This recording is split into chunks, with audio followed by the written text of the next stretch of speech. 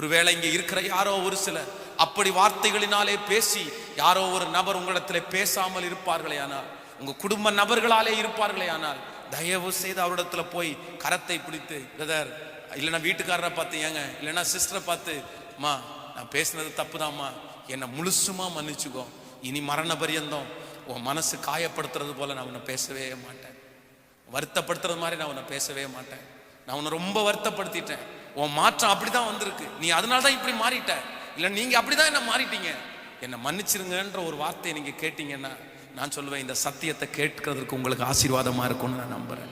ஹல்லேலூயா. எத்தனை பேர் இருக்கிறீங்க நான் ரெடி பாஸ்டர் அப்படின்னு சொல்லி கையை உயர்த்துங்க பார்க்கலாம், இல்லை நல்ல கரங்களை உயர்த்துங்க பார்க்கலாம். ஹல்லேலூயா, ஆமென் சொல்லுங்க. கடைசியா ஒன்ன சொல்லி நான் முடிக்க போறேன். மனுஷனுடைய வார்த்தை உங்க தரிசனத்தையே, மனுஷனுடைய வார்த்தையை ரொம்ப கவனிச்சிட்டீங்கன்னா உங்க தரிசனம், உங்க எதிர்காலம் ஒன்றும் இல்லாம போயிடும்.